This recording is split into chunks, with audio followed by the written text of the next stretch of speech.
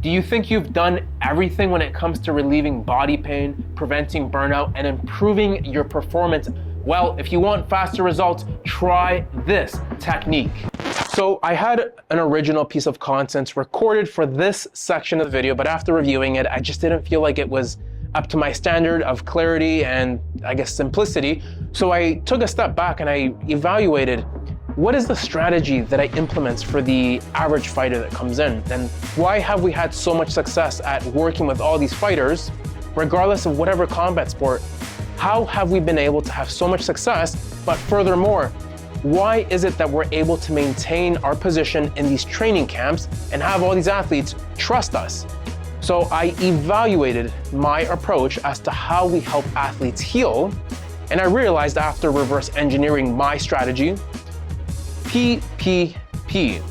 If you, as an athlete, whatever combat sport that you're in, whether it's boxing, kickboxing, Muay Thai, jiu-jitsu, whatever it is, if you can grasp this and implement it into your next training camp, or maybe you're in your off season, you're not in a training camp, but if you can properly grasp this and implement it, you will have a competitive advantage. Now, what happens to the average fighter, the average athlete, by the time they get to the clinic? The average fighter is already dealing with a body that's struggling to keep up. Let's just say their body's at 60%. They're able to get by, but they're not really able to challenge themselves. The problem that comes up is that if you enter a training camp with a body that's already stressed out, you're likely gonna hit a wall. But regardless, the average fighter shows up, and they immediately want to jump to things that improve performance, which means if you're going to focus on performance, it typically finishes with it's a word that finishes with a ER, is what I like to say. So I want to improve performance. I want to be able to train harder, run faster, train for a longer period of time. Basically, I want to be able to get better. Anything with a ER, in my definition of what performance is, anything that ends with a ER is performance. The problem that comes up is that a lot of you, by jumping the gun and skipping your foundational steps, it's kind of like you're building a house. Hopefully you can see this with the glare, but it's kind of like you're building a house on top of sand. And I want you to let that visual sink in. If you build a house on top of an unstable surface, what do you think is going to happen? Is it going to fall? Are you going to be able to challenge this house? Are you going to be able to load the house with weight? Probably not. You're going to end up dealing with a house that kind of ends up breaking. And that's what happens with a lot of you, is that we jump to performance. This house isn't stable enough because we're missing our foundation, and we end up in a huge problem within your training camp. What do? A lot of you are spinning your wheels trying to figure out, what is my next step? PPP. The first P we're going to address, and the first P that you must address, is to eliminate the pain that you're likely dealing with. So, pain, PPP. You need to be able to address the immediate discomfort, because this is going to set up the performance in the later stages. It's going to set up your ability to be able to move pain-free. And think of it critically. If you're in pain, it challenges your willpower to want to continue. And we all know that your training camp likely feels like it's a grind. You don't want to make it feel like you're climbing an uphill battle and fighting your body within your training camp. It's just a mess. If you witness somebody that's in a training camp and they're in pain, they don't typically make it to their end goal as an athlete that's peaking. You must address the pain. Next, we have your posture. And this is where it gets a bit funny, because a lot of you have a professional career, and your fighting career is something that you kind of try to balance, and you kind of try to juggle both careers at the same time. But a lot of the times what ends up happening is that you take your posture from sitting all day in front of a computer, your slouched forward head posture, your rib is collapsed, your hips have these weird tendencies to tilt.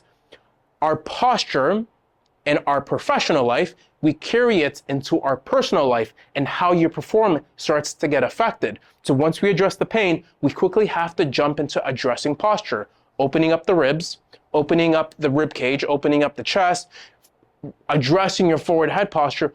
All these things matter, because when muscles are tight, you're going to have a hard time conditioning muscles.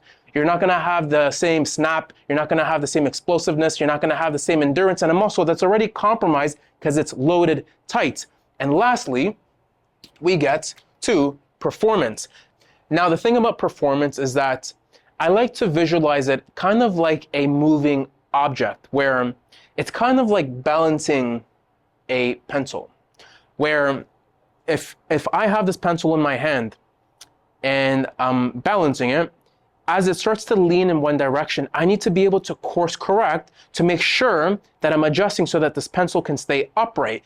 And performance, a lot of the times, is just like that, because you might wake up one day feeling your best, and then the next 5 days you're not feeling good because you failed to make the adjustments to ensure that you're gradually improving, gradually peaking to your big day. In other words, you are going to have a lot harder of a time peaking as an athlete and making these important changes if you're dealing with pain and your posture isn't in check. So to ensure that you're not dealing with pain and that you feel your best in training camp, you have to make sure that you grasp this idea of PPP, especially if in the past you've burnt out in training camp, or if you're spinning your wheels unsure of how to promote recovery and feel your best in training camp. This is a great start. After years of working in this industry, I've realized that this is a reoccurring problem for the average athlete that's a combat sport athlete. Now, more importantly, I've also discovered a solution. And the PPP framework is just one starting point that you can implement in your next training camp, or you can implement it if you're in your off season.